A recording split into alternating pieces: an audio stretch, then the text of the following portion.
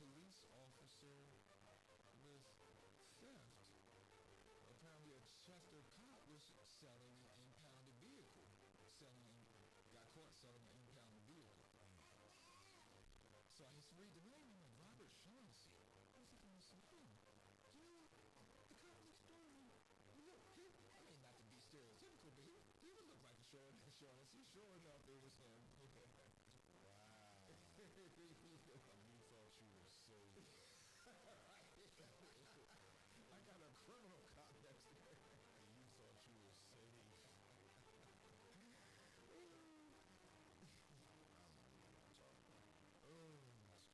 It's time for the D Train.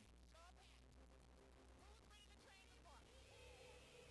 Darren DeVoue. All right, all aboard.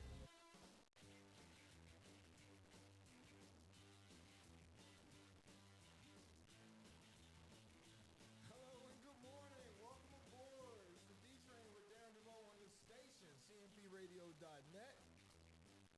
As you can see, happy Halloween. That'll teach these nuns to walk past me with a truckload of candy. Joined behind the glass by the prominently pragmatic Uncle P. You're still trying to support me. No, I said prominently pragmatic. But you're still using the P. Yeah, because you're Uncle P. I'm trying to work my way out of the doghouse. I'm thinking about that. You will forever be in the dog. But there's no sense in trying. That's the kid. Chucky said, why try? The Browning Group is a full-service security and process serving firm that offers a variety of services throughout the state, specializing in criminal, civil investigation, witness statements, surveillance, workers' comp, and security guard services. The Browning Group caters to attorneys, businesses, and private individuals, as well as insurance companies. Go to thebrowninggroupllc.com or call 1-800-939-2978 and get there. Tell them to go to the D Train there. The Browning Group. Give them a call. They'll process, serve, and secure it all. So yeah, P, how you doing today? She's all riled up. I'm good. I'm back here with my beautiful daughter. Our assistant engineer. Right. Jordan. The yelling and fussing. Beautiful daughter, man. Oh, she's amazing. You're gonna be getting full sentences in like a month. Yeah, she's already yeah, there she goes. Now she's good. Now she's looking at you like, what? So Pete, local elections. I was watching this weekend. I was watching Friday's episode of the morning meeting, and there was a gentleman, Stefan Roots. Local elections are Tuesday. I could have gotten my mail-in ballot, but I like going and voting in person. I like my sticker. That way I can shame others. Oh, you didn't do, That's what you do? No, I'm kidding. Yes, you do. Yes, you do. Wow. Wow. You can't shame other people for voting. I mean, we had a nice show on Friday, right after the forum, and we had a community member here, Aisha Staples, and she said, the reason why she doesn't vote is she doesn't feel as though it works for her. Okay. And what she needs, and that's a lot of the people. Right. In the city of Chester, right? They don't feel as though, voting Apathy does anything for them. So why would I do something that does nothing for me? Right. So when take you have, time out of my work day. Yeah. Really, you have a group of 34,000 people that are Chestorians, right? Chesterites, and about only 3,000 of them vote. Holy smokes. Right. So that's major. 10%. Wow. That's absolutely major. So, yeah, ooh is right, right? And you have to apply politics and the system of politics to the people. Right. You have to talk to them. You have to communicate to them. Oh, yeah. Yeah, right. She's saying nowhere is that more evident than here. In Chester, Pennsylvania, right? This is the only city in Delaware County Right, literally, So, right? yeah, so yeah. if we came together and we voted together, there'll be more people coming to Chester to be like, yo, I have to win Chester. Right. But if Chester continues to give low numbers in the voter turnout and everybody that runs is just this person that doesn't care about anything, right. They haven't really done anything, you get the results that you've been getting. So to change all that, that's why I came up with cmpradio.net. Right? I know. How about that? That's why we're here talking, and if anybody has anything they want to talk about, guess what they can do? Come to CMP Radio. They can get a show. Get a show, even right. better. Even better. And that? you can tell people everything that you want to tell them on your show. And speaking of which, P, so I was actually skeptical of Roots. Right. Because I have PTSD from John Street as a Philadelphia citizen. He's John Street. Right.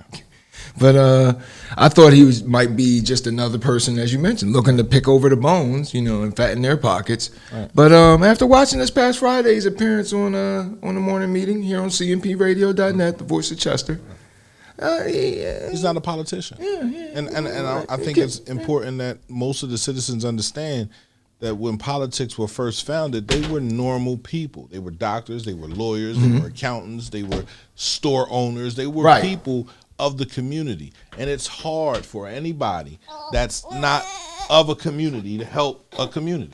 Right. Precisely. Yes, sir. Yeah. So there we go. Yeah. So don't forget, Tuesday, get out and vote, folks. If you haven't handled your mail-in ballot business or et cetera already.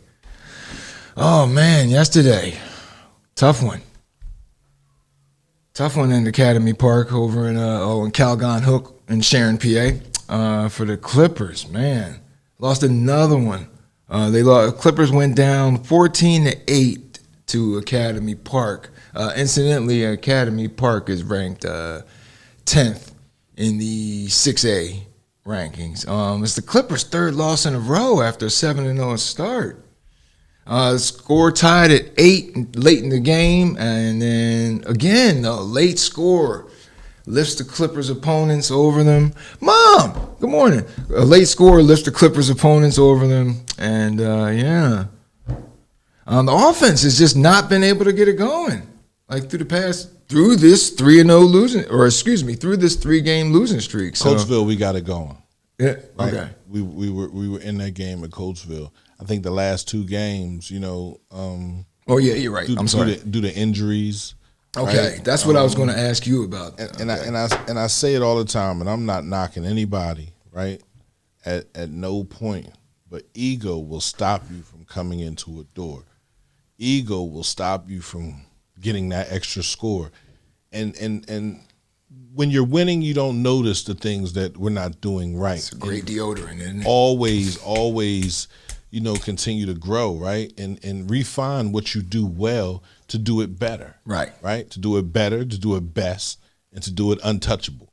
You understand what I'm saying? Like, so when you get to a point with young students where they feel as though they're there and they're hearing how great they are, and it's hard to talk to them, right? Yeah. And everybody on that team, they understand, right? Mm-hmm. They have to understand that they're a family, right? That should be the biggest thing. So there shouldn't be no fights. Yesterday was a lot of the same thing that I saw before with Chester Upland football, right? So we got to get back to we're a family at the end of the day. Offense and defense, we make up a team.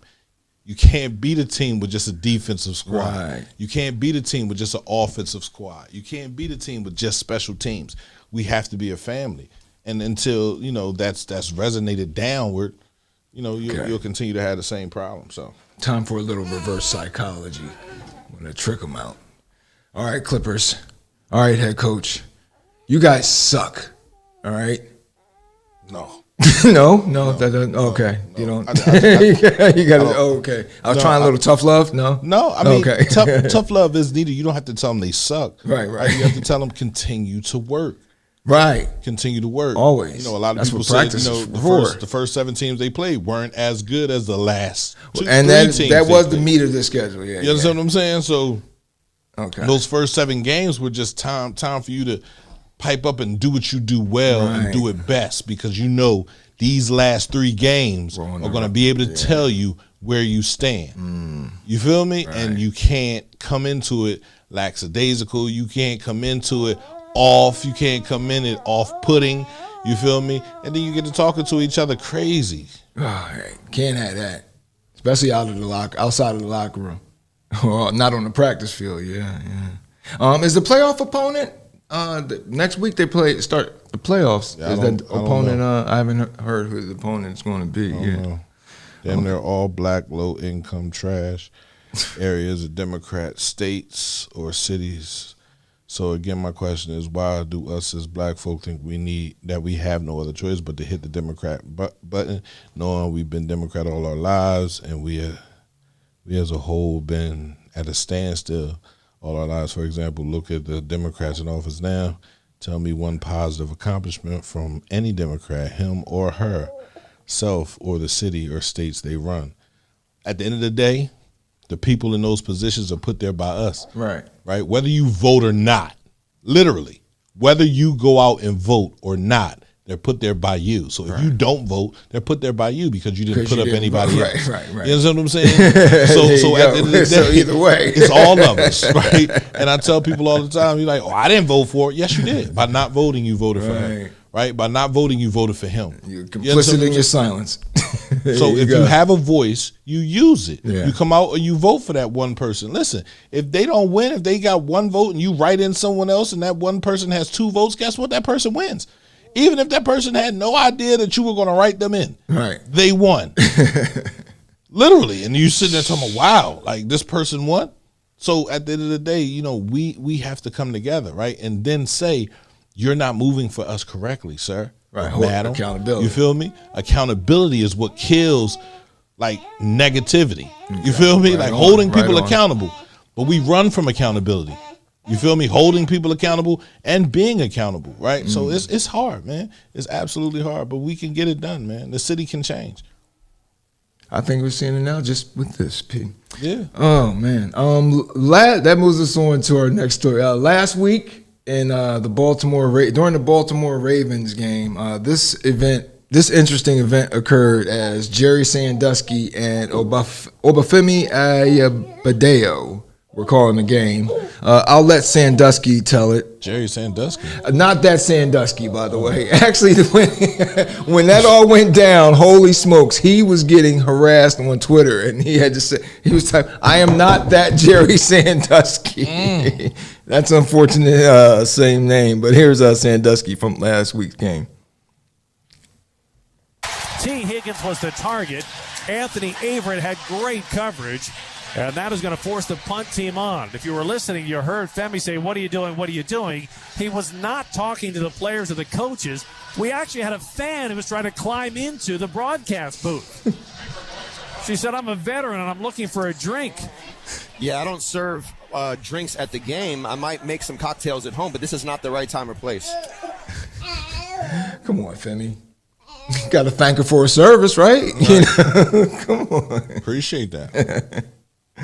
Oh my goodness, that was funny. But a little bit of humor before we start talking about today's Eagles game.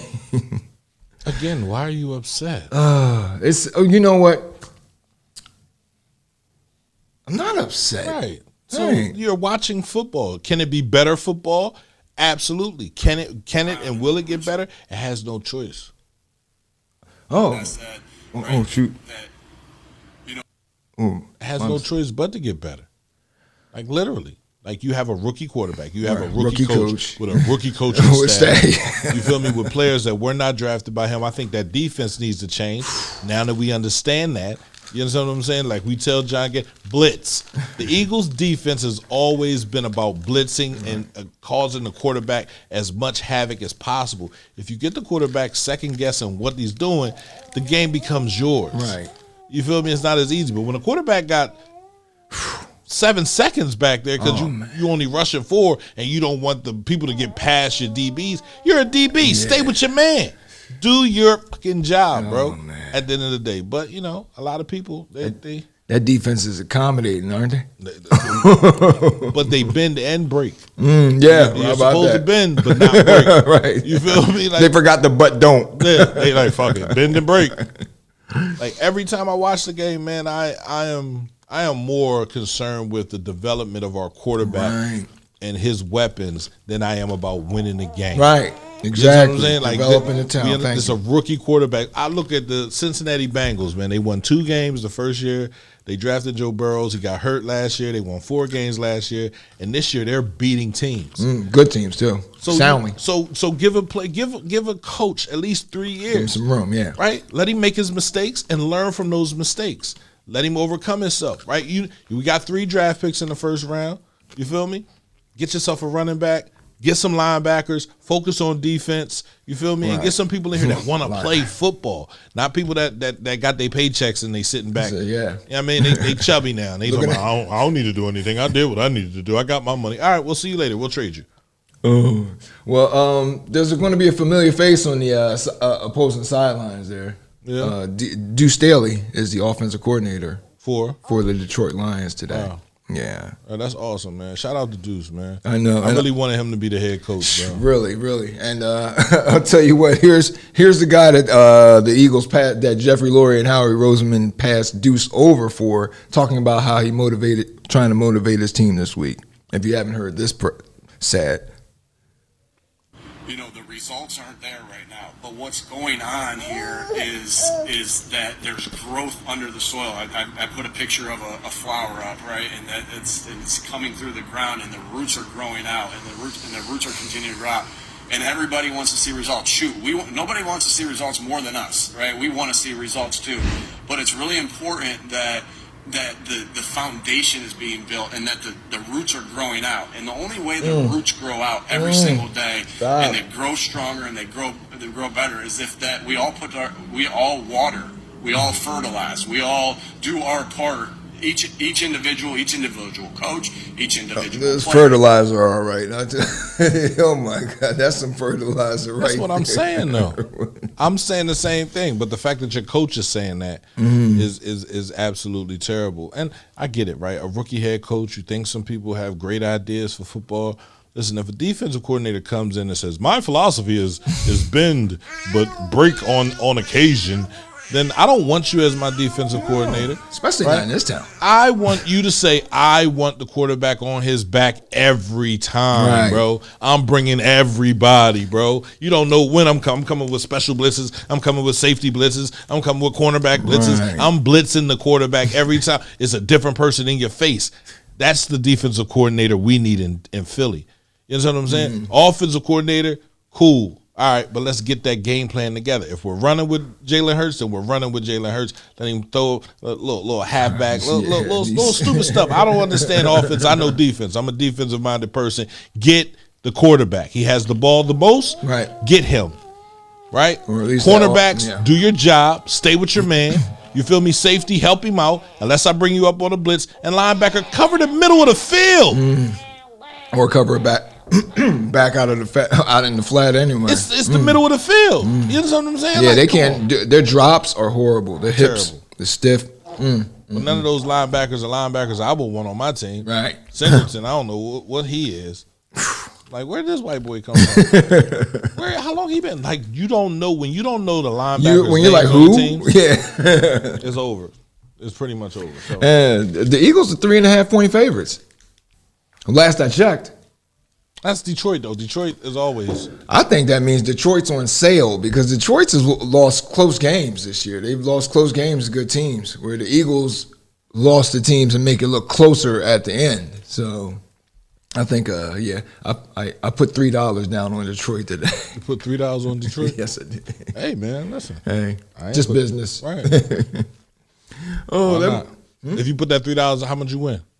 I can't remember. I put it on Detroit on the money line too, so the odds are higher. Like it was one. Yeah. I can't remember what it was. I gotta look at it. That'll be nice. It would be. You're gonna lose though. Think so? No, I don't think so. I wonder though. Deuce has got. You mentioned Deuce a minute ago. I wonder Deuce has got to be seeing something like that with that speech, or even just what's going on with the Eagles in general, and thinking to himself, this is who they passed me over for. But yes, Deuce, because you would have talked back at some point. Right, and they wanted control. Right. They wanted someone that saw them as the bosses, and you can't, organization can't run that way. Can't function. Right? You look at Jerry Jones, right? He hasn't been able to win anything since 1995 because he wants complete control. He had Bill Parcells as his coach. And why can't Bill Parcells win? Bill Parcells got tired of it. He's like, boy, I'm coaching this team, not you. Yes, right. You, didn't I? Right, calm down. I'm coaching this team, not you. Take a back seat. Jerry Jones can't do that. No, yeah. It looks like we said it I said it in the first show. Where Howie Roseman starting the show. No. I said it before in the first show. Or second show. Jeffrey Lurie starting to remind me of somebody. We put up a picture of Jimmy Jared Jones. He Yeah. got to fire somebody, though. I think he got to fire that general manager. He can keep him on as his personal assistant. I mean, you like his butthole that much. You can keep him on as your personal assistant, but he doesn't need to make any football decisions. No. At all. That moves us on to the Sixers. Sixers are off to a 4-2 start. Okay. 4-2 start. They blew out the Hawks, the same team that knocked them out of the playoffs last year. Wow. Without Ben Simmons? Take that, bitch boy, Ben Simmons. Right. They beat the Hawks 122-94. Tobias Harris led 6 players in double figures. He had 22 points, 11 boards. Now I'm going to go to that Milwaukee Bucks in the Sixers game. Ooh, that's a nice matchup. Yeah, my son's birthday. Oh, happy birthday, young man. We used to go to the Sixer games all the time. And, oh, yeah, that's making memories. Right. Oh, wait, you went to an Eagles game recently, one of your boys? No, we didn't. Okay, that's right. So you went to he wanted to go to the Eagles game, and then he thought about it. He was like, man, they suck. I'm good.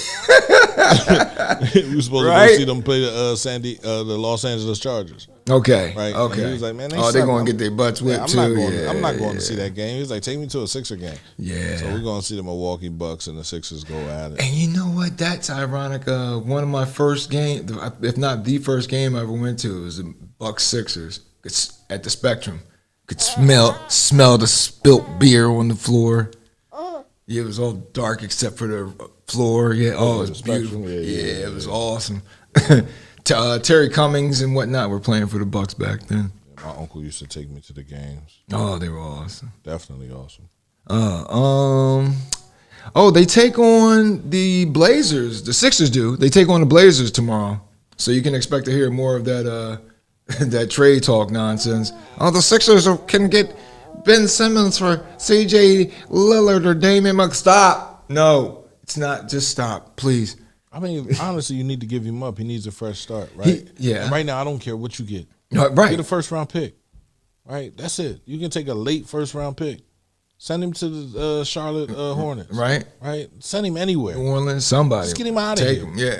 I mean, for real, he's bringing down the morale of the team. Oh, yeah. And we're playing at a pretty good clip, but he needs to go before the season gets into 20, 30 games, man, because he's sad. He's absolutely sad. Ryan, you heard that his mansion that he put up for sale, he's got a room just for video game playing in there, but no basketball court. Why would he? Why would that imply working on your game? Right. Not worried about that. Oh my goodness. Some people believe that to get better, you have to continue to work every day. Right. I think LeBron James is a testimony to that. Right. He works every day. He works to get better every day. You say he's not doing something good this week, he's going to work on that to get better next week. He has evolved with his game. And he had to, right? So for any basketball player that's in the NBA and made it to the NBA and feels though that's all they had to do, you're gonna end up on the bench pretty soon. Oh yeah, how about that? There are people stepping up and working out every day and trying to improve. So improvement is key, bro. Literally. Jordan Suckins, that one. Right. The Union played Toronto. They played this Wednesday. They played Toronto FC, to a 2-2 draw.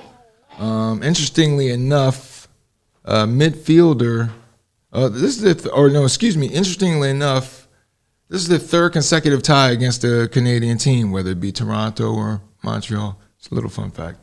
Article in the Philadelphia Inquirer this week, midfielder Alejandro Badejo was quoted saying that the team is kicking away wins. They still have time to right the ship. The MLS Cup playoffs don't start until the 20th of next month. And they stand in 4th position right now, way behind first place New England. That moves us on to what I've been watching. Does this gentleman look familiar? Go ahead and roll the P. Roll it, P. And we'll take this old brush and just making little X's, little crisscross strokes. We'll just very quickly drop in just a little warm part in the sky here. Maybe we'll have a little pink in the sky. I sort of like that. And in our world, we can do anything that we want to do here.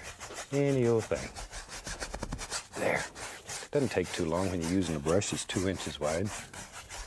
Okay, without even cleaning the brush, we'll go right into little phthalo blue. I like phthalo blue. It's a very warm blue. Very nice. The Netflix documentary Bob Ross, Happy Accidents, Betrayal, and Greed. The memory of first seeing this guy blew my mind when I first saw him when I was in high school. Some of our younger audience members may remember him as that guy from the Boondocks episode. But you could create a gorgeous painting in 28 minutes. I mean, just watching it used to be brighten my day, let alone thinking, you know what? The way he talks, I could do that. I think painting with a twist owns its very existence to Bob Ross. But on the dark side, though, I didn't realize that the painting industry could be so cutthroat. Huh? Every industry is cutthroat. Whoa, man. Listen. Every industry is cutthroat, man. How about it? Like, literally. Like, when you're dealing with money, and people have more experience than the next person, and they can make $1 off you, you got to watch yourself, bro. And that's precisely. There are no friends in business, bro. And they're associates. And that's precisely what happened with Ross. Right. He ran this couple, Walter and Annette Kowalski. They became his business partners. They helped him start and build his brand. Incidentally, like you said, there's no friends. Right. In the documentary, they said that Ross was having an affair with Annette Kowalski. So, no friend, mixing business and pleasure, yeah. So the documentary details how the Kowalskis muscled their way into ownership of Ross's name. And cut out his son shortly before Ross's death from lymphoma at the age of 52 in 1995. And so it talks about Ross's son's lawsuit as well, and his fight to get financial compensation for his father's name and likeness. Absolutely. I watched that. I think I watched it about 3 weeks ago. And I was like, wow, man, like that's sad, bro. Like, right. Everything that he comes out that has Bob Ross's name and image on it has nothing to do with him. And the merch that they put all over the place now, all over the world, and the lunch boxes and everything. They making all this money. And he's not seeing 1 red cent from it. Nothing. Oh yeah, so that was his the son's lawsuit in 2019, and so that's why any contracts I deal with in the future will have my kids written all over that joint. Right. Because spoiler alert. The son lost his lawsuit, so he's still not. So with that, I got to give it 3. As far as train ticket ratings, I got to give it 1, 2, 3, and 1/2 out of 4. I give it the 1/2 because that sad part of it, man, it took the fun. It took a little of the joy of painting out of it for me right there. But a very good and informative documentary nonetheless. So yeah, definitely recommend that, especially if you have memories of Mr. Ross and painting. And so that brings us to the end of our first block. Don't forget, the Browning Group specializes in criminal and civil and witness investigations, workers' comp investigations, and security guard services. And they cater to attorneys, businesses, private individuals, as well as insurance companies. And at the Browning Group, each case is conducted with professionalism and expedient so you receive the best possible service at all times. Call 1-800-939-2978 or go to theBrowningGroupLLC.com and tell them you rode the D train when you get there. Mm-hmm. All right, now on the next block, P, we're going to talk a little bit about we got a crazy clown story. Why not? It's Halloween. And, the worst pastor ever. You're on the D train with Darren DeVoue on cmpradio.net. We are not going to intentionally destroy one of our own trains, not when we can still stop it. We are not ramping down. We're just getting started. Nothing stops this train. Nothing.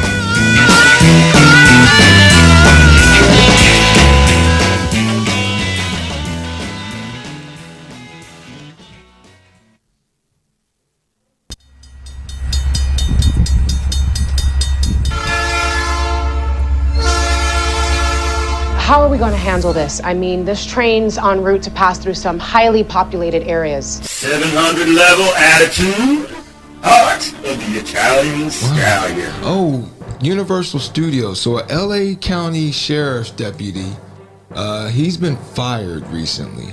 Now, I can't believe this. He got fired. We've had the old hot mic stories. We've done hot mic stories on here before. He got fired because, and he did this last year. So they finally, damn, those police unions are no joke, boy. Because this is what's caught on his hot mic. As it, a warning, if you got kids, cover Jordan's ears, P, because Open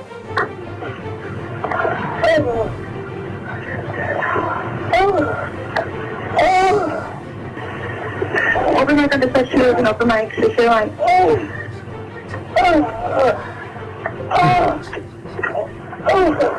and that's the dispatch trying to tell him, yo, your mic is open. 95 Ocean, you have an open mic. 95 Ocean, open mic. And he tearing.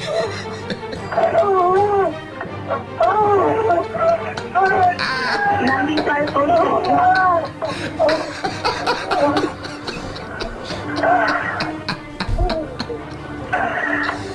95 Ocean, you have an open mic, secure mic. Now he's finished. And he was fired? Yeah, finally. My thing is, why was he fired? Why was he? Oh, he was on duty. That was from his squad car. Okay. Why was he fired? He was having relations. So you can shoot black people and not be fired. Right. You can pull a quadriplegic man out of his car and not be fired. If you have sex in your car, you're instantly fired?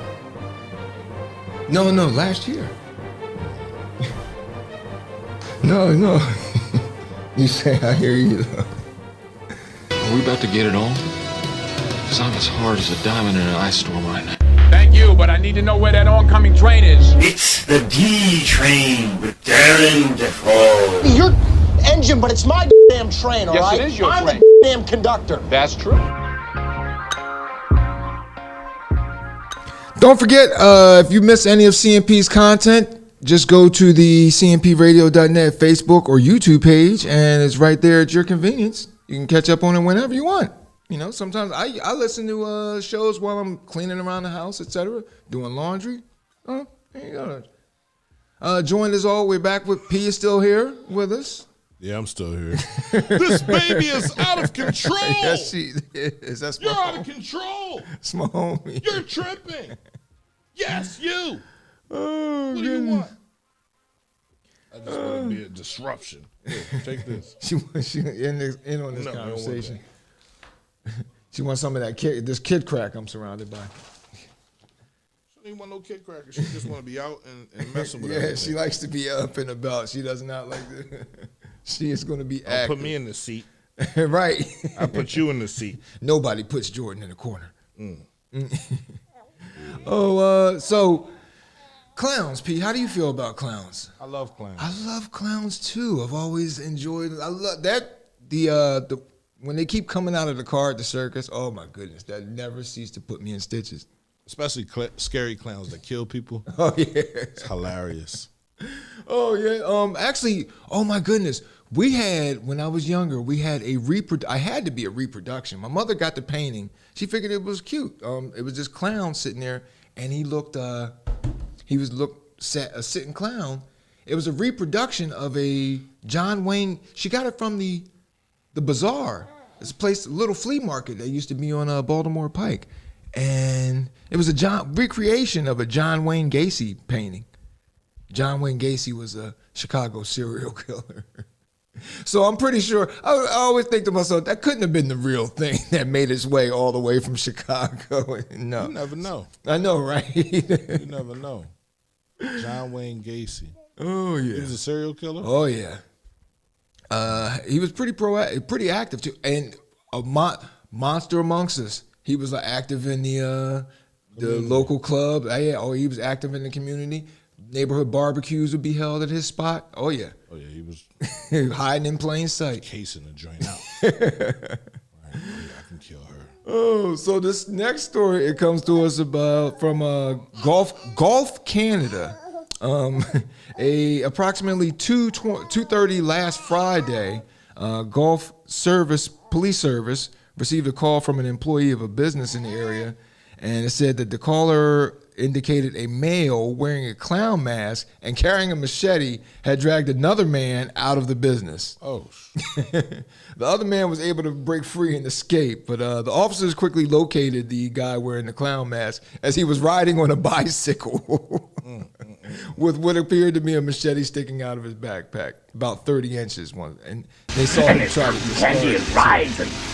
during the search, officers managed to collect a large chunk of pink fentanyl, valued at approximately $450, as well as two cell phones, a digital scale, small baggies, and $200 in cash.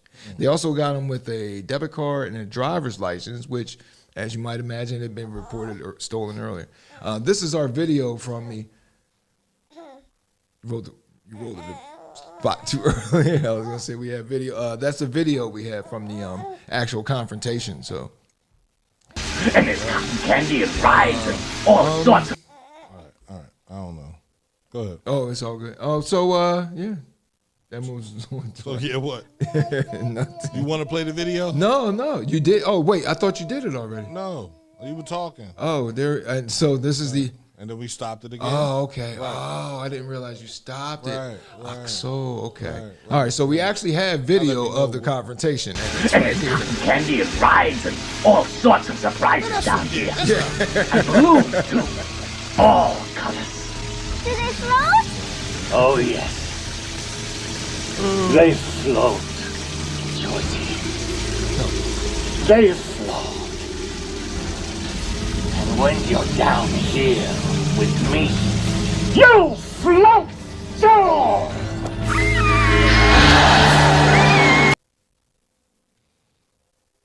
That clown is scary. Yeah. He was a scary, I thought, he did the best Pennywise that. Yeah, it was sort of like the Heath Ledger of Jokers. Yeah, that's what Tim Curry did with Pennywise. But yeah. So the clown is looking at arraignment. He got out on bail. He's looking at arraignment on last Friday, as of last report. So, this story comes to us from the Delaware County Delaware County Times. A Westchester man and Delaware County man, Jeremy Conway, 46-year-old of Westchester, and James Bell, 69, of Glen Mills. They were charged by the acting U.S. attorney with 1 count of conspiracy to commit mail and wire fraud, 3 counts of mail fraud, and 1 count of wire fraud. What they were doing, they were getting U.S. Open tickets. A former U.S. Golf Association employee named Robert Fryer, who's already pleaded guilty to similar charges. In the scheme, Fryer would steal the tickets and then sell them to Conway and Bell, who would therefore sell them on the market. So the attorney's office estimates that this theft, where, for instance, they were doing it from 2015 to 2019. So in one instance, Fryer sold tickets to Conaway for $100,000, which Conaway, of course, flipped that and doubled the profit for when he sold the tickets on the market for $200,000. So they had the scheme going so that they estimate that they stole and sold over $3.7 million worth of tickets. So, yeah. Oh well, by the way, when Fryer would exchange with them, he would get cash. So smart on his behalf there. So now that's a nice little. What do you think of that scheme, P? Because I mean, you're not putting a gun to anybody's head, and you're getting it's a theft. But then again, I think they flew a little too close to the sun by doing that all. It's still theft, so they deserve whatever charges they get. Right. If you get caught, you deserve what you get. Right. If you don't get caught, don't nobody know you did it, so you're good. Right, and to me, those are the best kind of thefts. If you're going to commit a theft, like it has to be something where they turn around like a while later and be like, hey, you motherfuckers stealing. Oh, I already quit. It's gone. They already got I already quit. That's old. That's old. Right. Stuff. Everybody needs money. That's why they call it money. Right. There we go. Yeah. Our next story also comes to us from the Delaware County Times. Teenagers in Ridley, they were charged with you know what drifting is? Yeah. Okay, so I thought it was called something else, but you're burning the hell out of your tires though to me. Like doesn't that cause a lot of damage to your tires? Them white kids ain't worried about that. Well, 2 teens were charged, and computer's freezing up, but 2 teens are being charged. They were damaging roadways and parking lots with the practice of drifting. And of course, posting it to the Instagram, which is part of how cops were able to track them down, as well as surveillance video. So they are looking at charges of damaging property, criminal mischief, etc. And that's that. That's crazy. This computer just gave out. Oh snap! So yeah, our next story, and this next story is funny because out in Amish country, horse and buggies and whatnot, a 19-year-old Amish fella, he has been charged with DUI. Apparently, a caller reported seeing an unconscious fellow seated in and riding in a horse and buggy. The officer tried to pull the buggy over, but the gentleman still could not wake up. So another Amish fella intervened, and it was 19-year-old Enos Byler. And so the other guy helped out. Another driver helped the officer bring a stop to the horse and buggy. That's where the officer was able to wake up the driver after a couple of attempts. And he said that the driver and the buggy smelled of alcohol. Byler agreed to a blood alcohol test, which, according to a hospital report, showed that he had a .162.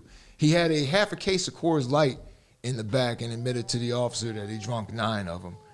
I was like, wow, Coors Light can get you twice. He's a cheap person. He's a cheap date. He's Amish. Right. Right. A shot of Henny probably would have got him there. Right. Knocked him, slam out. Right. You need to go to bed, bro. He's been building houses. And raising barns. Raising barns and cleaning sheep. And you feel me? Like, he does chores. He got that case of Coors Light. I'm going down. But, I think he might be on to something with the horse and buggy thing. I mean, isn't that a designated driver's officer? Horse? The horse. I mean, hell, he knows the way home, officer. Can't put an interlock on that. You feel me? Right. You got to blow into the, what are you, blow into the horse's ass?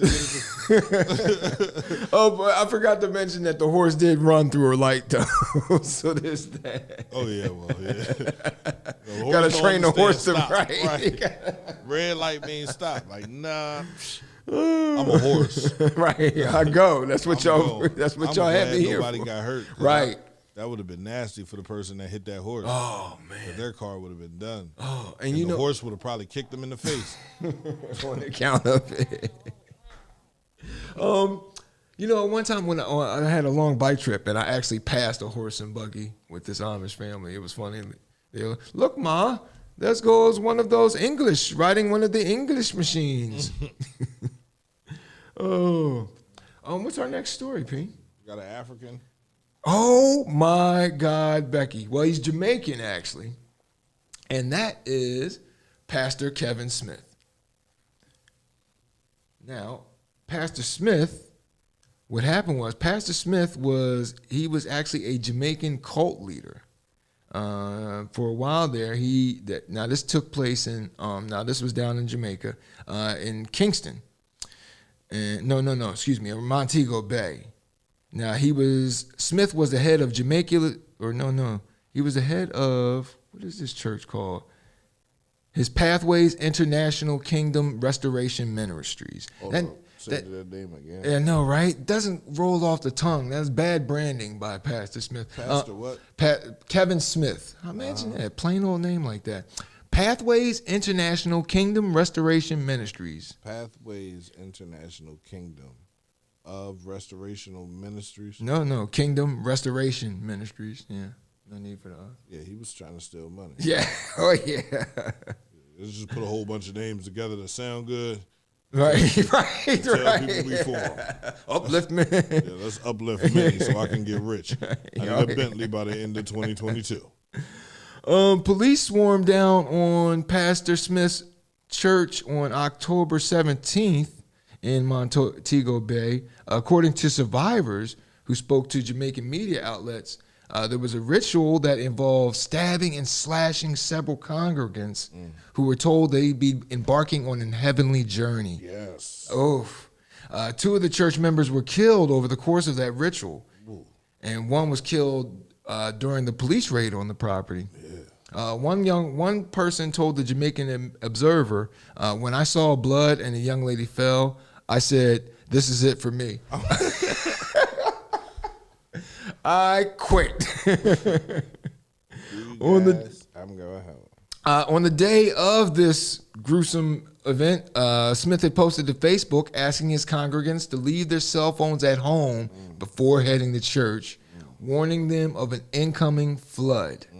One of the members reportedly snuck a phone in and called police after witnessing the other congregants being killed. Oh, that was gruesome. Well, did they give a reason why they were killed? No, they were going on a heavenly journey. He was running. He ain't lie though. Literally, he didn't lie. You feel me? He told them where they was going, and that's where they went. Smith told his followers to call him. He was the former crown. He was listed himself to his followers as the former crown ambassador of the throne of Neba Sheba, globe traveler to over 100 countries worldwide, and Yushu Hamasiach, end-time prophet to the nations. Also, he was the crown prince of Zamunda. Where was Neba Sheba at? Neba Sheba? Yeah, where's that? That's what I think. That has to be a made-up country like Zamunda. Like, hold on, it's like yes, Neba Sheba was it's providence of Egypt. Neba Sheba. That just sounds like something. Oh my goodness. So, why you have to kill him though? Oh, I know, right? Police said that they were investigating a case of double murder and 3 counts of wounding in connection with the incident, and more than 40 church members have been arrested over the ordeal so far. The police probe also involved searches of 2 of Smith's, as you might guess, luxury homes. Well, how was he getting all this money? From the congregation. Congregation in Jamaica. I know, right? I hope there's a special place in hell for people. I've always wanted for people that just pray on prison for him. Oh, well, that reminds me. The Lord works in mysterious ways, because this past Monday, on his way from Montego Bay to Kingston for trial, Pastor Smith was killed in a car accident. Wow. He ain't really dead, though. You don't think so? You think he faked his death? They faked his death and they moved him to another place. one thing about black people, we always need religion. We need people that can give us religion. So he ain't dead. That's just too coincidental, bro. Right. Like he died in a car accident, for real. On his way to trial. On his way to trial. He faked his own death. You can do that over there.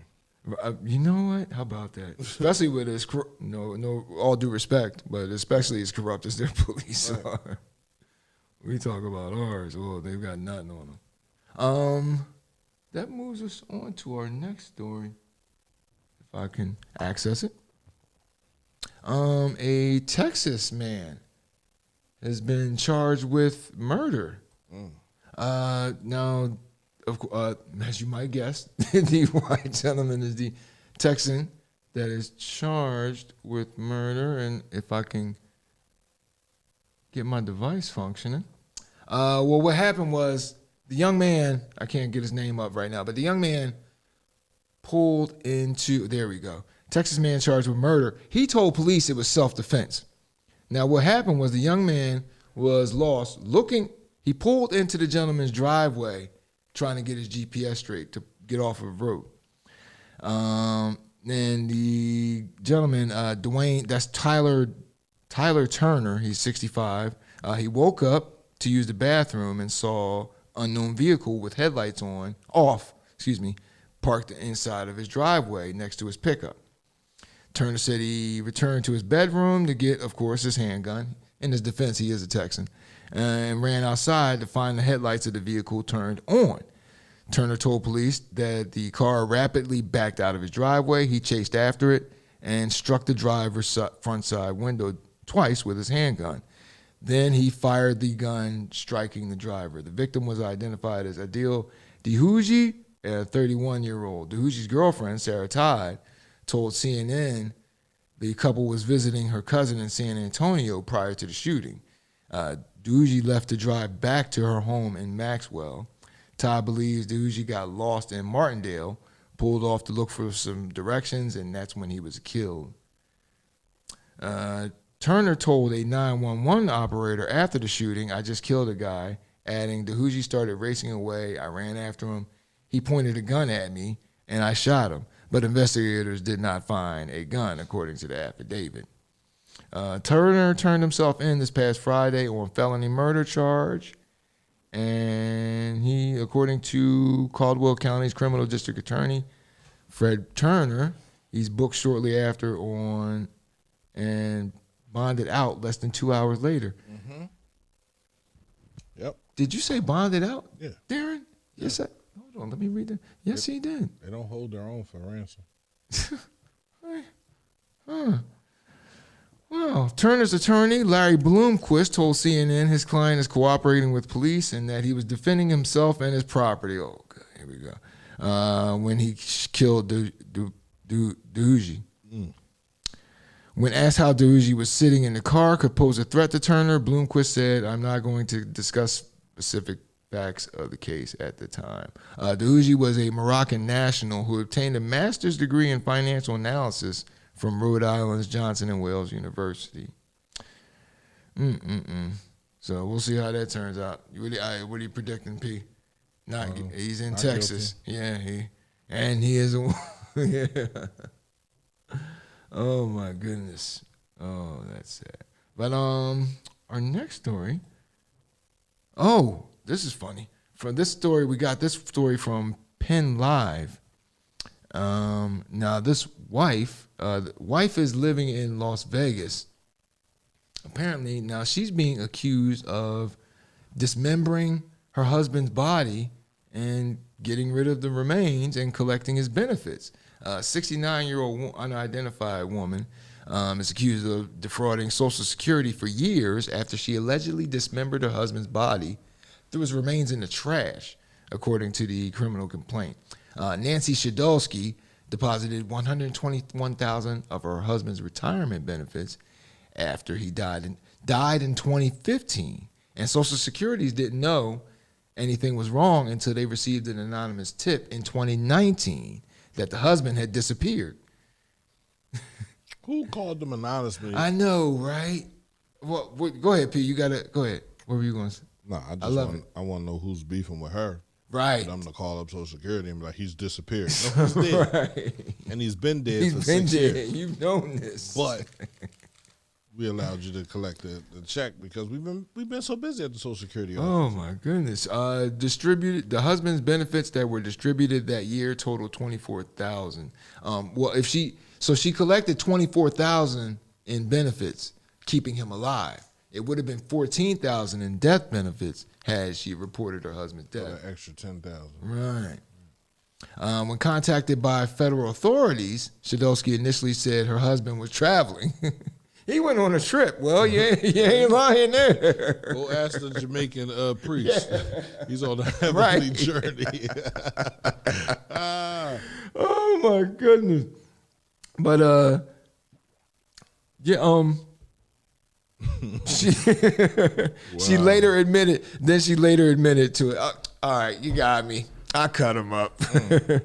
Shadowski confirmed there was no ambulance, no hospitalization, no funeral, no burial, no cremation. It doesn't specify the husband's cause of death or say where the couple lived in Pennsylvania before Shadowski moved to Las Vegas in 2017.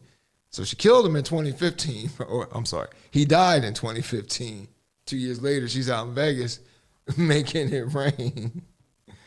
Oh my goodness. So she was arrested last Thursday, appeared in court and on last Friday, and she entered a plea and was released on her own recognizance, pending a November 5th hearing. Wow. How's she out too? We need to talk about. Well, I guess with no body, you don't have a case for her on that. Huh? No, you don't have no case. No body, no gun, no case. And she didn't have to say she cut him up. She just could have been like, listen, man, he died. And I just wanted the money. What'd you do with his body? I don't remember. I woke up one more. Listen, if you believe that Jesus rose from the dead, you can believe that his body just evaporated in the thin air. Right. I locked the room, I left the room, and I went on about my business. And I came back, body was gone. The Lord called him home. The Lord called him home, body and all. Oh, we don't believe that happened. Well, I don't know what to tell you. If that's what happened. He was the only person who got raptured, I guess. Listen, God really wanted him. Right. You know, I follow a Jamaican priest named Kevin Smith. You feel me? And he told me my husband would be going on a heavenly journey. Where he went. Thank you very much. Now give me my money. So, you ever worked in a restaurant, P? I've worked at like local cheesesteak joints, so 2J's. All right, okay. B&S. Right, Got you. I make cheesesteak, so I've never worked in an actual restaurant before. Okay, not like sitting down. I couldn't do it. Yeah, it can get a little stressful sometimes, especially when your money's dependent on each interaction. Yeah, I'm not working for $2.50 an hour. I think tips. That's borderline slavery. And it's a holdover from post-slavery when when these porters on train, black porters on train, no, they don't have to pay them. The customers can do that. Right, They're gonna, Yeah. What do you mean the customers can do that? What if they don't feel like paying? Right. Well, then I guess they won't get paid then, huh? So there you go. I delivered pizzas for Nas's the first 3 years I was home from upstate. Okay. And when I say people don't tip, man. And you know what? It's funny because when I waited tables and sometimes people would say, they call me over the table. Usually I don't tip because I will, suck up a lot, because your money depends on each interaction. Absolutely. And they'd be like, usually I don't tip, but here you go. And it'd be a slightly below average tip. And I'm like, wow. Hey, bitch, you shouldn't have tipped. I would have said that. Yeah. Oh, you could keep that. Right, because I don't need your $3. Right, your bill came to $125. 10% of that, you feel me, is at least $12.50. You feel me? But you're gonna give me a tip for $3.14. I'm good. I don't need that. Fuck. So, but I learned to tip. I tip everybody, bro. Okay. I even tip in Wawa. Oh, no fooling. I leave a change in the drink for the next person. Right. Okay. I don't know. Tipping is essential to people that they're only making $3-4 an hour, right? And then you need to tip. Now in an hour, you could probably wait on 10, 20 people. You can make good money doing it though. Mm-hmm. But people tip. Oh yeah. I only would wait at like expensive white restaurants. There you go. Well, funny you mention it because a Waffle House employee in the Atlanta area said she felt like she was being smothered by a customer. They got into an argument over his order, and this happened on Marietta Street, the Olympic Park section of Atlanta. And the employee, Angelic Patterson, arguing with a gentleman by the last name of Franklin about his order. And that's when Patterson, the employee, pulled out a gun and pointed it at Franklin. Franklin took a look at her with the gun, walked outside, and he left and called police. When police talked to Patterson, she told officers Franklin started arguing with her and the cook, the quote unquote, the minute he made his order, and that they were in fact making it correctly. Franklin's complaints went on for several minutes, she said, and she had to change his order several times because he was unhappy about it. Patterson said she became so upset at one point she went outside to take a smoke break, and that Franklin followed her out there and continued to berate her. And that's when she said she listened to it several minutes, went back inside to get him his food, and he left. Police said there were no witnesses to the incident, but there were several cameras who caught it on camera. And you know what? Police have charged Patterson with aggravated assault, by the way. You know, the citizen in me says that is downright ridiculous, you know, whether it be the customer, and we had several stories where customers have been doing this to employees, and where, you know, or either side, whether it be customer or employee, that's ridiculous behavior.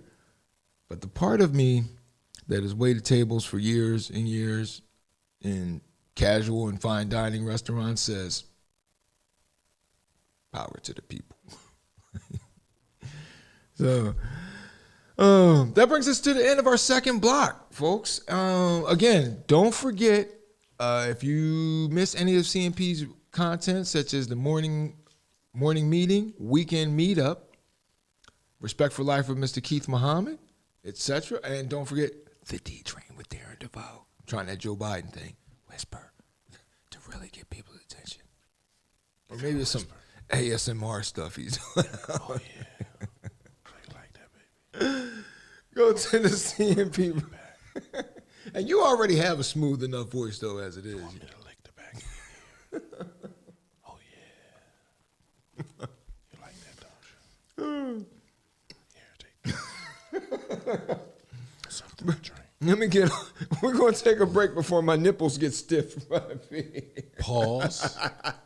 It was see? There you go. Oh, sorry. We are not going to intentionally destroy one of our own trains, not when we can still stop it. We are not ramping down. We're just getting started.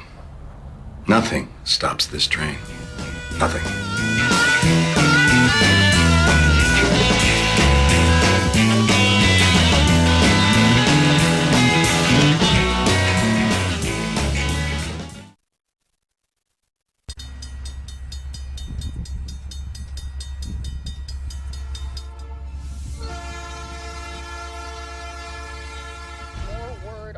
runaway freight train in Pennsylvania. He doesn't have expert opinion. He's an expert at giving his opinion. This is 34-year-old William Atkinson.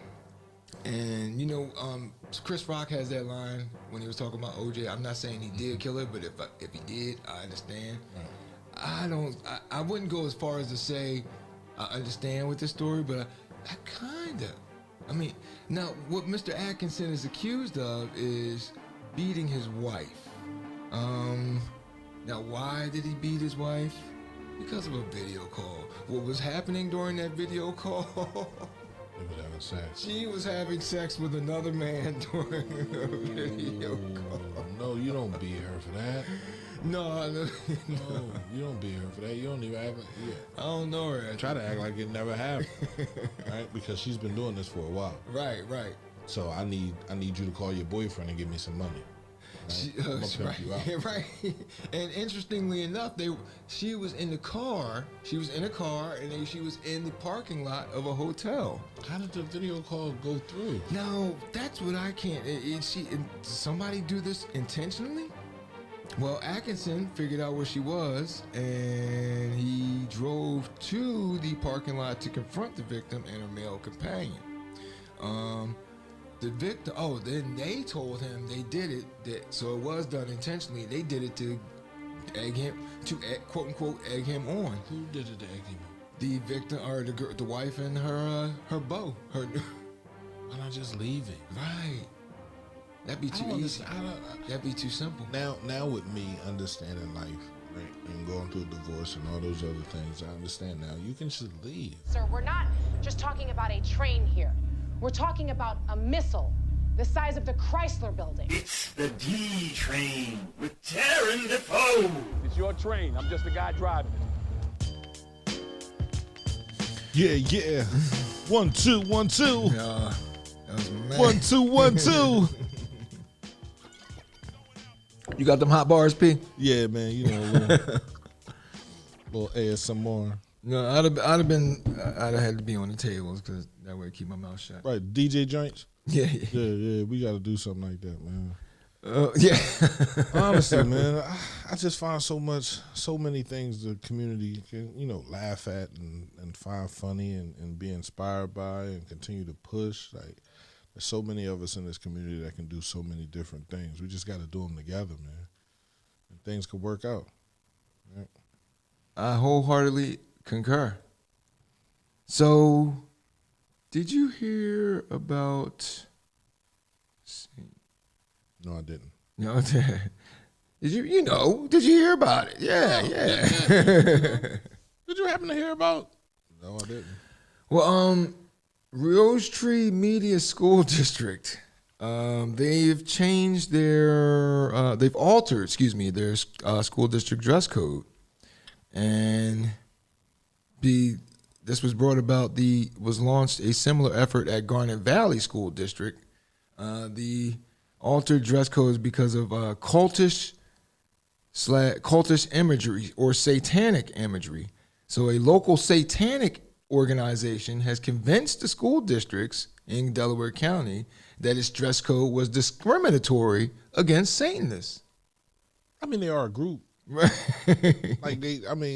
So you can't be discriminatory and say, oh yeah, you can't wear things that, if that's what you're into. Okay.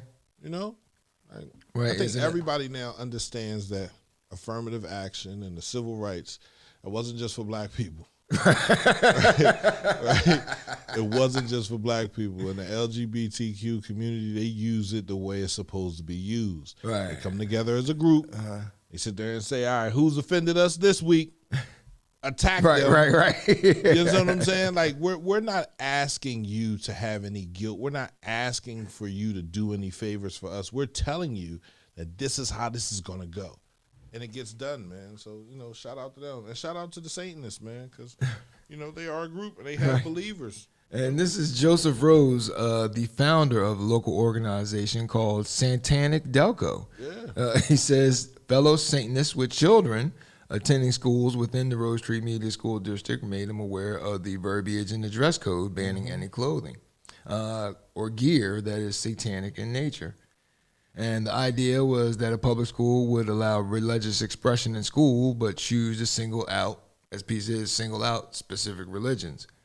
So superintendent announced in an email to parents that although we had no complaints or concerns brought forward by any student, parent, or resident, we will remove this language from our current dress code information in the student handbook. Worship Satan all you want.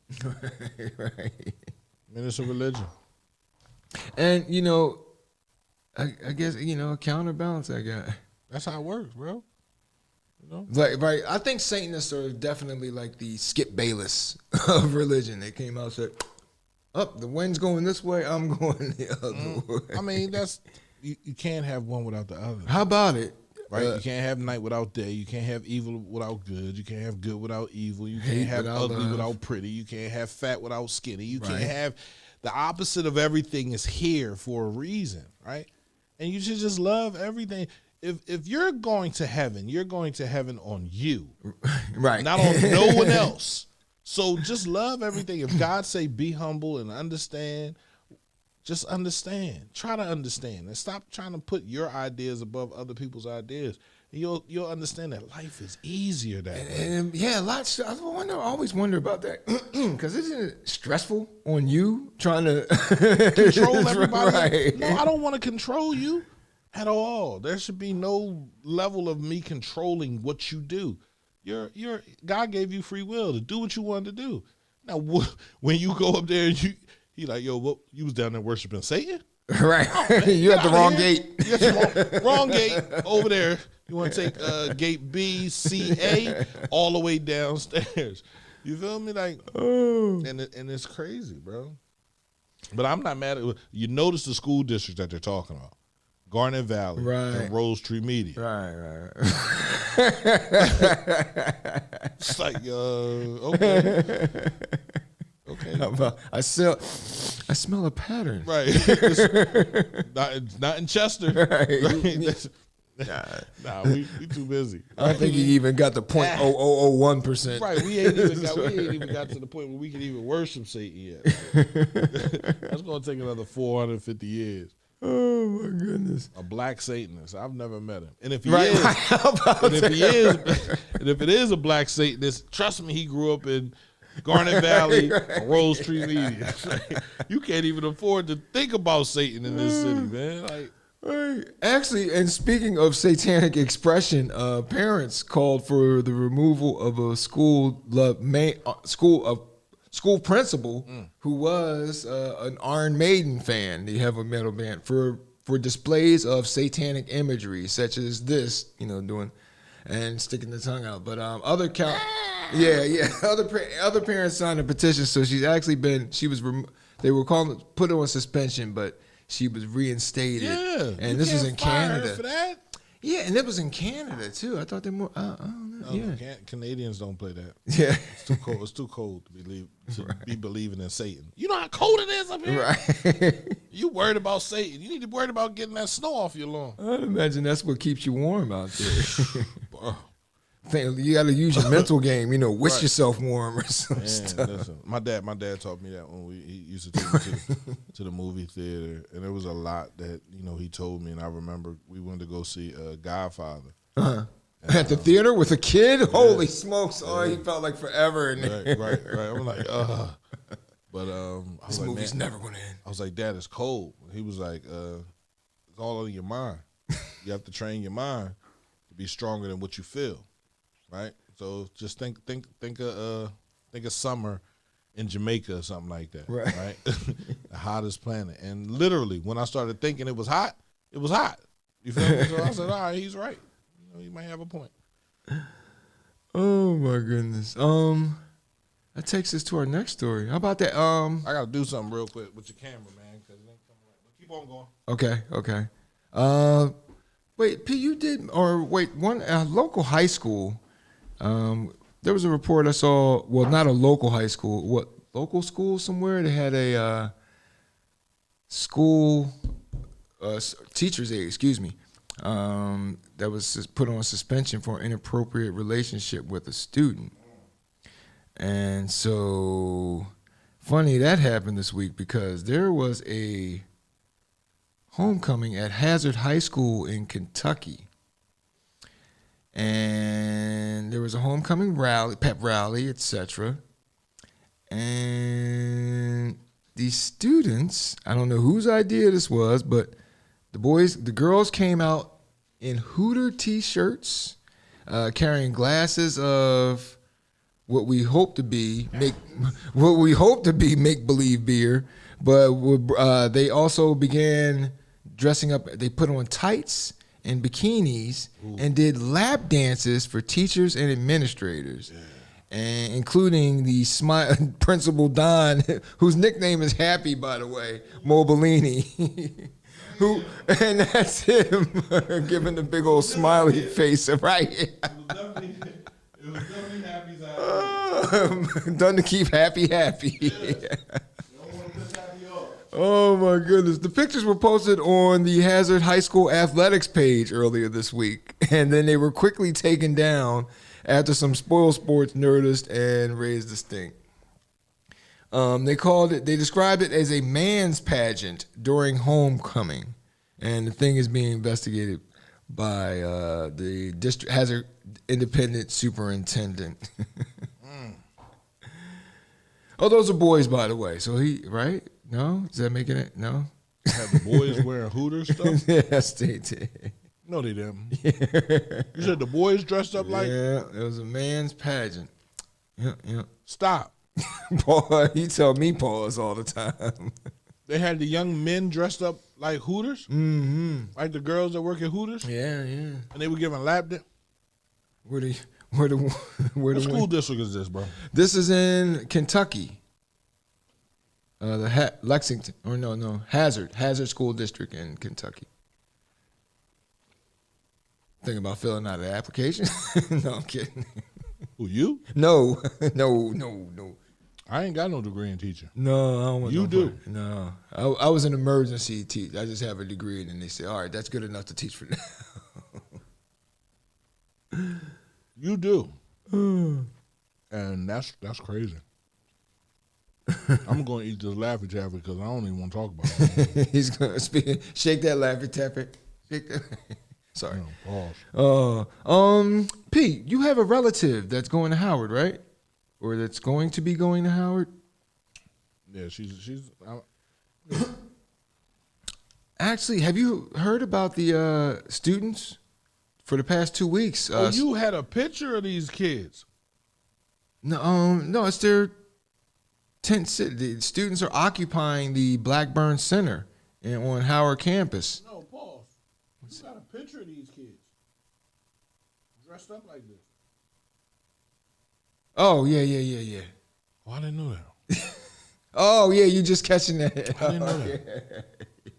And that's a shame that you make those young men do that. That's sad.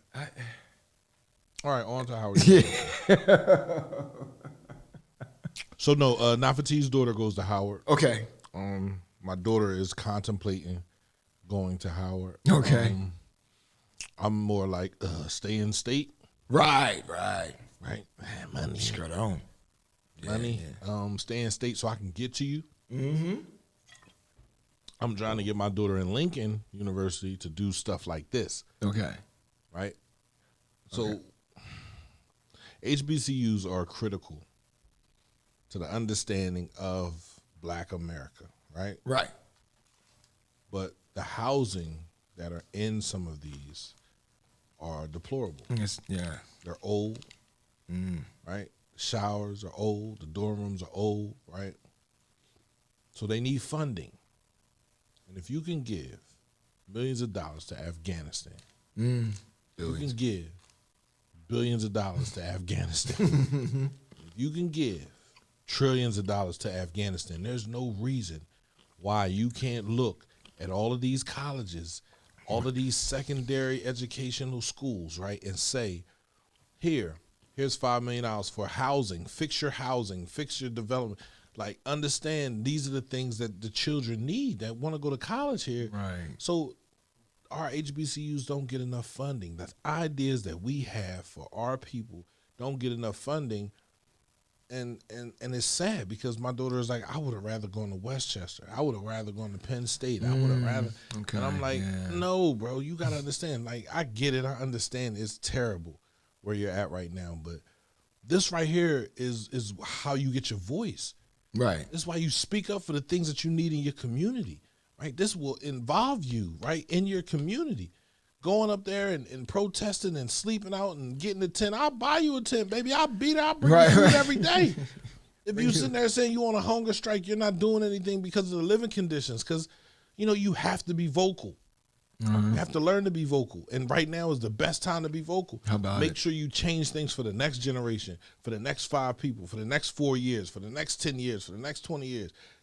That's what we need in our community, right? Those are the type of leaders we need. So It's sad though, well, but that's going down like that. Speaking of leaders, as Howard University students have occupied the Blackburn Center for the past 2 weeks, vowing to stay until Howard remedies mold in the students' dorms and creates a housing plan for incoming freshmen and reinstates student, faculty, and alumni members to the university's board of trustees, among other demands.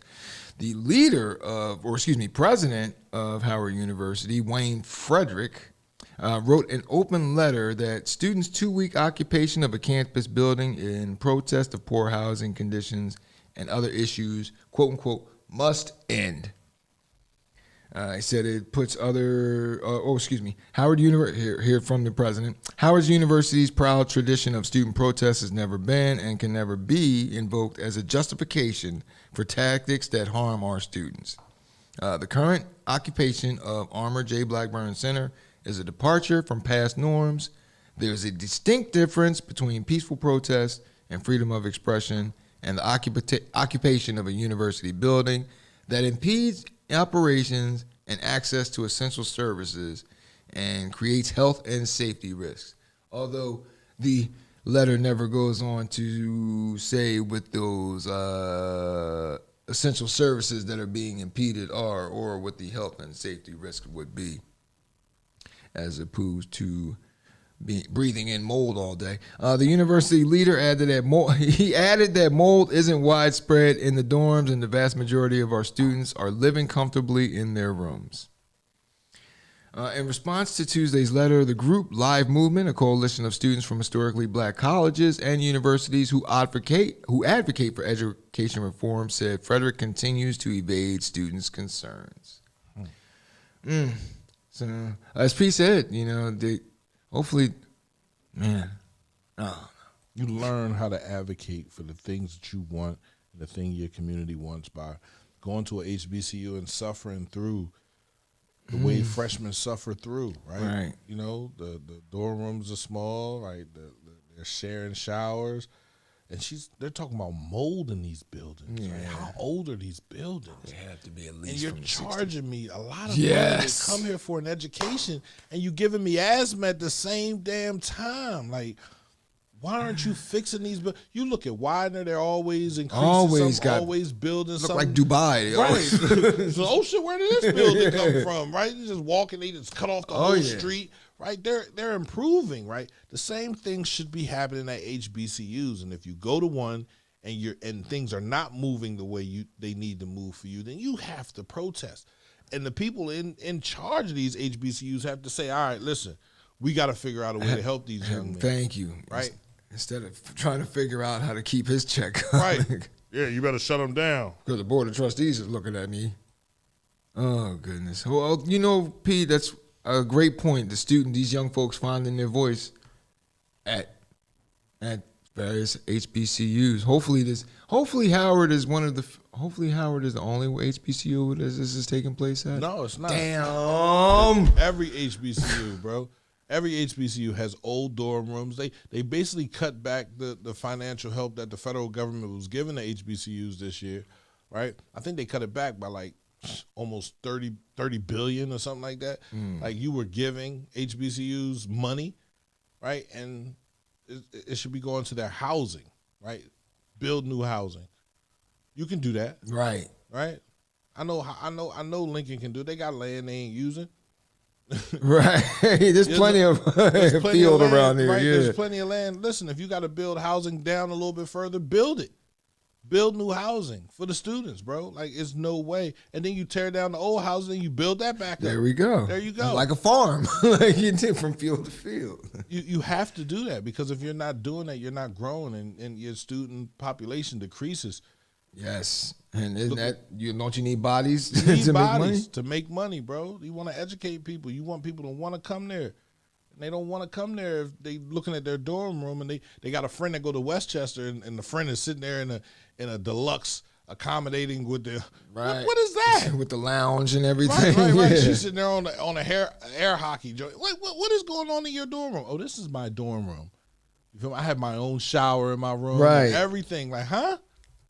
I got to share a shower with 50 other females, and these chicks is nasty. I was about to say something else, but they nasty. My daughter complains all the time, man. There's hair in the shower. You got bloody tampons in the shower. It's nasty, Dad. I don't want to be here. I want to come home. And it's like, how is that the effect to help educate our children? Right. How are you educating them if their conditions are this deplorable? When they come back to study and live and it's nasty. sleep, and it's, yeah. You feel me? Like, come on. Clean it up. They had not bed bugs, but stink bugs all on the floors. I'm like, yo, what's going on, man? Shut the windows, man. Make this shit right. Where the maintenance crew at? Yeah, they probably got like 3 people on the maintenance for the whole for the whole campus. And Did they clean the bathroom? Who's coming through cleaning the bathroom? Who's making sure everything is right, bro? I say, yeah, that's a different situation. Because I would have spazzed out. Right. I would have just held my check. I'm not living like this. Yeah. We've talked about before. We talked about Lamborghinis before. One Lamborghini. Speaking of from people who need money to people who have too much. We talked before about a guy who bought a Lamborghini, sped with it, wrecked it 20 minutes after leaving the dealership. We talked about a guy who bought a Lamborghini for his late teen son, and his late teen son killed someone in an accident. Oh, that kid got sentenced recently. Got 7 months. Yeah. So now this story, a Lamborghini again. Somebody again took this was a Lamborghini, a Ferrari. I thought it was a Lamborghini. No. Yeah, it is a Lamborghini Huracan. They took it, and this happened in Austria. The driver lost control. And this happened on the 19th of this past month in the northern region of the country, Lake Mondsee. That's significant since the Lamborghini apparently went into the lake after its driver made a tiny mistake. According to local police, the 31-year-old driver apparently confused the accelerator and the brake pedal. Oh, my goodness. How do you confuse the You in that fast of a car, you feel me? Like, things moving quickly. I got a question. How f***ed up are you? That's cut off. So they had to retrieve that thing out of the lake. Now, I wonder, the driver had just dropped off a passenger in a lot next to the lake and was turning around when the mix-up occurred. It launched immediately into the lake, and it sunk upwards down into about 50 feet of water. Driver escaped with minor injuries, and it wasn't hard to get him out of the car. So they probably going to have to pay for that recovery too, as well as getting the car fixed. Holy, that's going to be an expensive mistake right there. Oh, sure. Next up, this one here. Next up, we're got to talk about Dallas police. Now, Dallas police this happens more often, and thankfully it didn't wind up being a fatal police encounter, but we got this story from Fox 4 in Dallas. Mom and her son were sitting there on October 16th, about 9:45, and a 911 call from a neighbor who thought there was a burglary taking place inside the residence. Right. And then mom and son are watching TV, eating dinner. Son sees flashlights, and then the door is open, but there's a glass storm door that's locked. Some people just sit there, like being able to see outside or etc. The son didn't hear. He didn't hear anything. He just all of a sudden he hears banging. He jumps up to see what's going on, and then before you know it, 2 cops with guns drawn are inside the house as well. And the banging he heard was flashbang grenades, by the way. It wasn't banging on the door. So then the mother's terrified. She waits for permission to get up, and she's like, I'm here. Is it okay? Can I come up? Cell phone neighbors captured it on cell phone, captured the incident on cell phone, and Shigalia is her name. Shah Galia Felder and her son Alexander Felder. They haven't received any explanation from police. The cops said it was a miscommunication, and a miscommunication. You say, "Our bad." You know, I mean, that's what they do. That's what they. Oh my. That's what they do. Oh, and I think when they have a miscommunication, they should misappropriate funds from their account to your account. There you go. Right? They should just give you, let's fix this house up. Let's get this right, bro. Like, because it's sad. That happens way too many times. But at least they didn't shoot him. Say again, huh? Yeah, at least nobody was harmed. What'd you say? What would you say? No, I do mind. The dude minds. This will not stand, you know? This aggression will not stand, man. Yeah. No, I do mind. I meant to hit the close button. The dude minds. He cares. It will not stand. Have you ever seen the big? You haven't watched that yet, right? What? We're gonna have a. Oh, this is a pause moment coming up, P, because the guy is going to say, "Would you like to come over and watch a movie sometime?" What? The Big Lebowski. No, I think the title itself would throw you off. Yeah. Oh man, it's great. We gotta watch. We don't have to do anything. We must. Where is it on Netflix? It was, but now it's not. We can find it. Yeah, send it to me. I'm about to go and watch no movie with you, bro. Oh my goodness. So yeah, hopefully these people are. I'm sure there'll be some. It doesn't say whether there's litigation starting, but the cops haven't apologized. So you can't apologize. That would admit guilt, right? So, now speaking of guilt, not admitting guilt, our next story comes from TMZ. Chuck Liddell, and his boyfriend. Yeah. Chuck Liddell and his wife of 10 years. Got to have a strong chin, man. He was arrested for domestic violence recently. Oh, yeah, she built. Yeah, right. You taking a punch from Chuck Liddell. So, right, you got to be. He's a bad motherfucker. That's Heidi Liddell, by the way. When police arrived, they spoke to, on the night of the incident, they arrived, spoke to the Liddells, and determined that a verbal argument had turned physical. Chuck was taken to jail, and he was adamant that he was actually the victim, volunteered to go with cops so Heidi could remain at the home with the child who was in the house. I was the victim of the incident last night, Chuck said that day on a statement the day after his arrest. Well, Chuck countered. He threw a little counterpunch there. So a few days after his arrest, Chuck filed for divorce. I said, that's how you do it. That's how you do it. Right. No. I didn't do wrong. They have 2 kids together, and they've been together since November 2010. But yeah, she could take him. She could take him a little bit, though. You said she built P. Absolutely, she could take him. Yeah. She got a strong enough chin. Right. You feel me? Her forehead, you could tell she used steroids. Oh. You know what I mean? It's all in her head. There's some. She used to wear a helmet. Looked like she used to wear a helmet or something like that. Are you not entertained? Are you not entertained? Is this not why you are here? Either that kind of insight.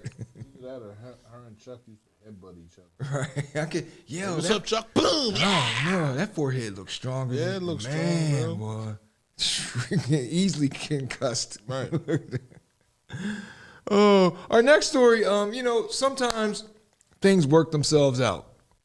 And that's what happened here when Africa, a suspected poacher, was stomped to death by an elephant. Oh, yes. Score 1 for nature. Yes. This was in South Africa's Kruger National Park. Authorities claimed an enraged elephant led to their demise. The mangled body was discovered last Friday during an operation designed to prevent poaching in the area.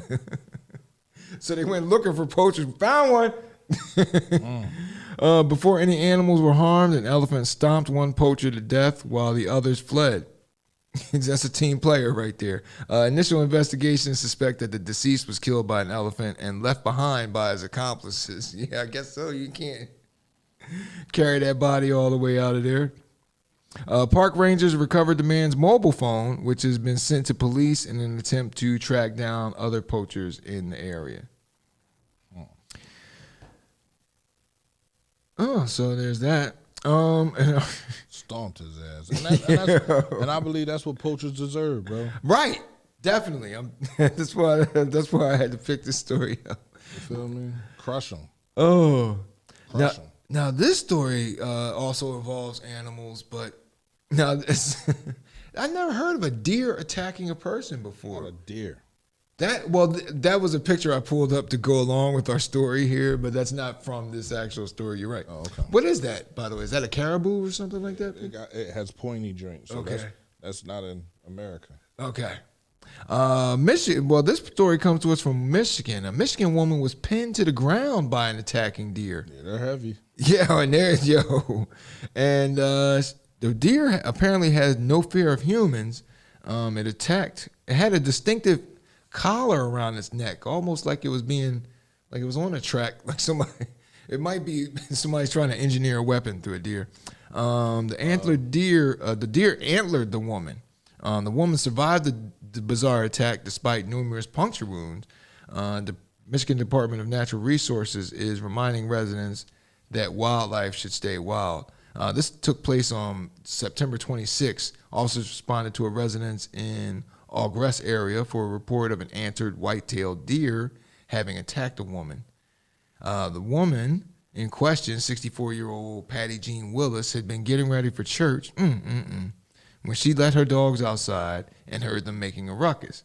She said, looking into her backyard, she saw a deer standing there and with the odd orange collar around its neck. Willis's son and husband went outside and the deer wandered off. About 10 to 15 minutes later, she went outside to tend to her chicken coop before heading to church. I got about halfway to the coop when I seen that the deer coming to me with antlers down fast. It was charging me. Luckily, I saw it because it would have got me in my side. It hit me hard and knocked me back at least 10 feet on my back. I grabbed its antlers, and somehow in the process, they were the first thing I could grab. I was in shock. So she's pinned to the ground by the deer, and luckily her 45-year-old son, Luke, heard her screaming, and he came out and scared the deer off. Should have shot it. I know, right? Could have killed two birds with one stone. Got vengeance for your mother and right, exactly. Everybody loves Venice.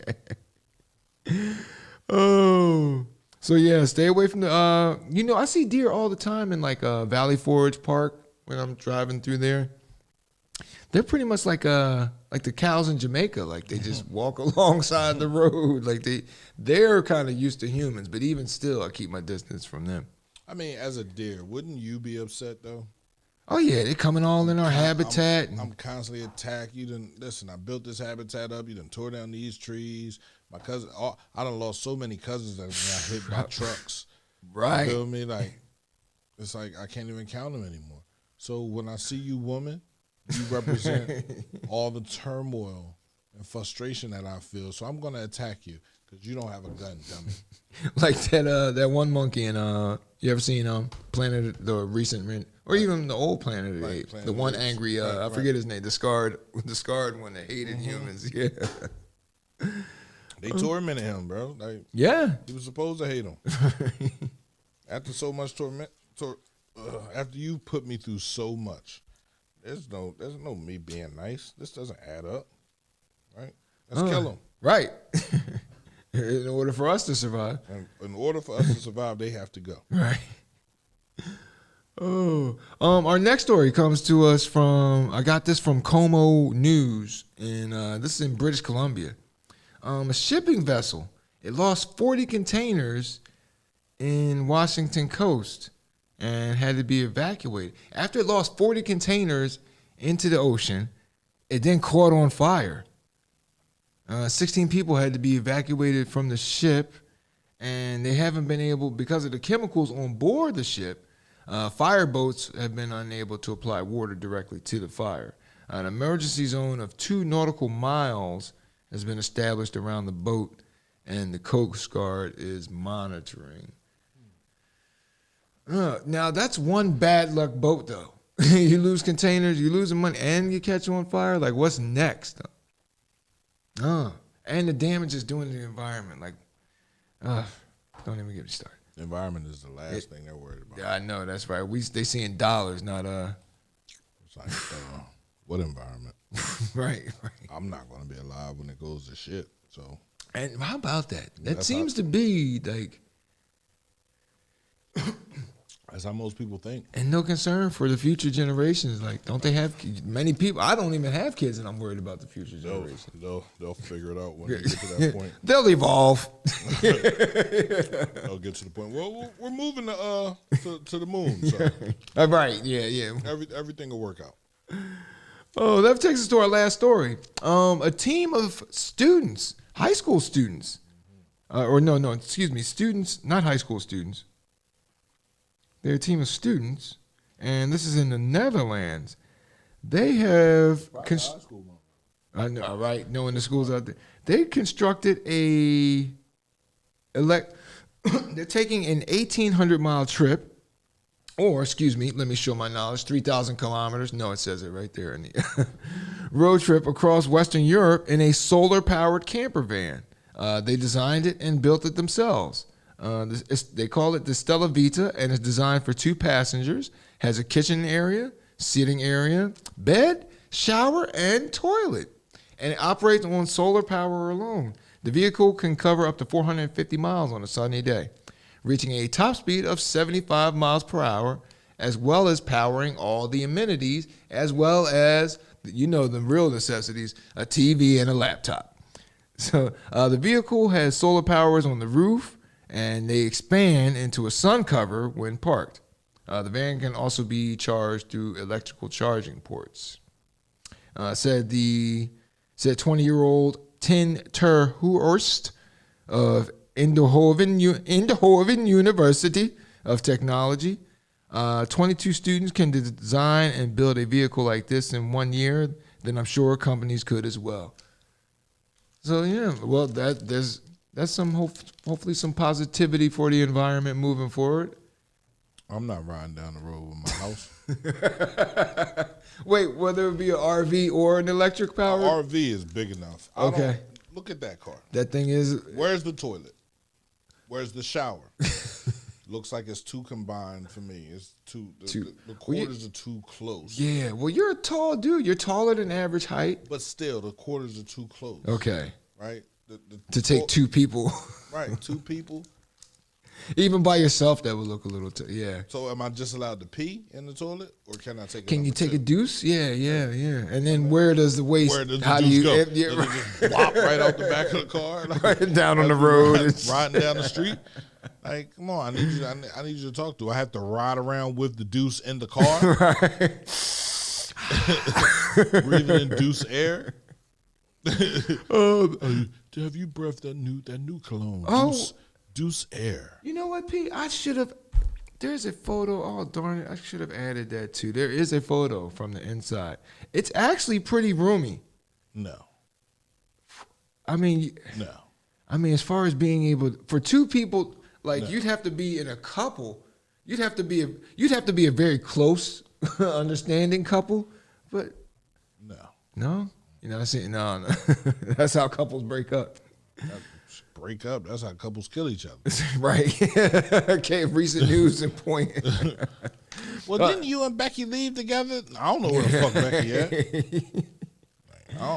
I didn't leave with Becky. Well, we have pictures of you and Becky getting in the car together. She got right out there. There was another. This is not the first solar-powered vehicle produced by the university. There was another vehicle. No, I do mind. Oh shoot, the dude minds. That was a mistake. There was another vehicle produced in 2013 for the Wind Solar Challenge, a biennial Australian solar vehicle competition in 2013. So I would probably get one of these things and no. At least take a little road trip in one. No. All right. No, I'm good. I'm good. Next week, right? Yeah. Well, that brings us to the end of this week's Run of the D Train, folks, with Darren DeVoue on CNPradio.net. Next week, How are they gonna announce the Clippers playoff game? I guess it'll be announced on the check your your Facebook page, fan pages. Is it going to be announced by CMP as well? I don't know. CMP will be at the game, right? I don't know. So there was that.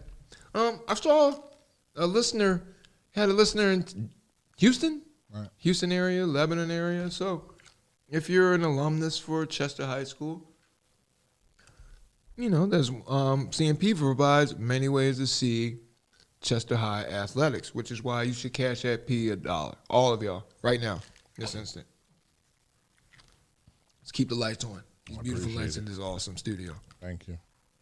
We've been talking about that whole the school program, so we're gonna get that up and running. Nice. Right, I'm at Chester High now, talking to the students. Got to get over the STEM. Okay. So they're gonna name the show Clippers Talk. Nice. And they're gonna interview the superintendent, the principals, security guards, the cafeteria lunch aides, right? So hopefully we can get those avenues of communication open in a way that's understood by all parties involved. Right. So there's so much to be gained there. Why not? Right. Like it's a win-win.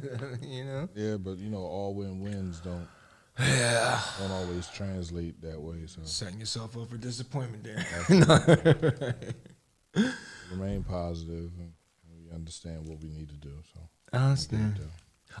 Trick or treating. P, you taking any kids? You taking your young ones trick or treating? 6 to 8 here in the CMPRadio.net studios are located in Brookhaven, and if you're a Brookhaven resident, trick or treating tonight is from 6 to 8, and I would imagine in Chester next door, I would imagine it's similar hours as well. But might want to get our kids in a little earlier in Chester. You know better than that. Right. What you were about to? Oh, okay. And so thanks for joining us, folks. I had fun today, P. Did you? Yeah. I got more work to do on this thing, though. We're tightening it up as it goes along, though. Tightening those nuts, tightening those bolts. We're getting there. It's going to get there. Don't forget, if you next week we will be on, so we'll see you then.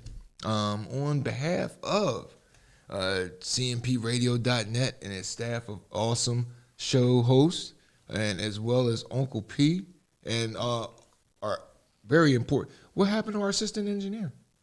Oh, she's asleep. She nodded out. She always, usually by the time we start the third block, she's exhausted. She conks out. Yeah, she done already did enough talking. Oh, there we go. I can't wait till she actually starts talking. No, she's good. She's absolutely good. Yeah, right. It'll be hilarious to me because it's not me. Man, it's always funny to somebody else. Motherfucker, I'm going to give you a kid. I'm not your dad. He is.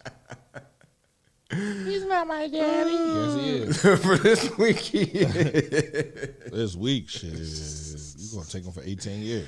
Oh, man. Thank you, Mom. Appreciate it. Thanks, Mom. So we'll see you next week, folks. Don't forget, Tuesday, vote. Absolutely. Yes. Make sure you come Okay. out. Make sure you vote. Tomorrow on the morning meeting, we will have Miss Portia West, and then we will have Kearney Warren. Oh, later on. yes. So we already did Stephon Roots. We did him on Friday. I love it. Right. This is what we need to do. This is where the people need to come to talk about the problems that we have in our community, and this is what we're going to do. No one is calling anyone out. Right. Because we're allowing them to talk. That's it. Because that's what happened Friday. Like, I felt more informed by the time you guys signed off Friday morning. Absolutely. Like, the electorate gets informed. There's nothing but positive that can come positive from it. energy. That's all. That's beautiful all it thing. takes. That's all it takes is a mindset to willing to work to achieve the things that we need to achieve, right? You have to be willing to work. You have to be willing to put in the work. You have to be willing to accept other people's work and then call them out when their work isn't acceptable. As you do to me every week. Every week. Every fucking week, man. And I'm not a person that's not. I used to do the filming on the games. They was like, yo, come on, man, fire the cameraman. I accepted that accountability. You feel me? I was doing something. You know, and I was like, all right, cool. I need somebody to man the camera. Right. You understand what I'm saying? Like, I don't need to be doing the camera. I don't have a problem with that, right? You know, and now, you know, thanks to Edward Baker Jr., thank you, sir. You know, he's handling the camera. You know what I'm saying? At the basketball games and at the football games. So, you know, moving forward, man, it's just like, you know, if there's room for improvement, I will improve. If there's room for us to continue to grow, I will grow. Right, and the same needs to be said to every business out here in the community and every person out here in the community as well. And Coach Sirianni for the Eagles, I don't know if you're listening or not. That analogy with the flowers works much more when you're talking to the community and not a football team. It definitely does, right? But he sees his football team as a community. Ah, how about that? And you know, it's really not so much of a community; it's a family. You know. You got uncles and aunts and things that do great things for their family, but for themselves, right, for their job. Right. So, you know, we are a family, right? Most of us are related in this community. Right. How about I always joke that. Right, literally. Y'all know each other. Yeah. You people all know each other. I mean, like, and we know each other, and we know more than we should know, and we know less than we really give off that we know. So, let's continue to grow, man. Let's continue to uplift everybody, right? Yes, sir. I put so much indignation in the words that you use towards people, and give them a chance, man. You know what? That's a good. I got a funny story on that next week. I will bring that. I gotta make sure to sell it right because I have a funny. Yes, P. All right. Well, folks, coming up next on cmpradio.net at noon, mental health talk with Christina McIntyre. McIntyre, right? Right. Ah, nailed it. And then don't forget the playoffs this week with the Clippers. So hold on, let me try it. Hold on. See Pride? No. Damn. All right, thanks. See you next week, folks. We're talking about the heroic work of two men. We're going after your train.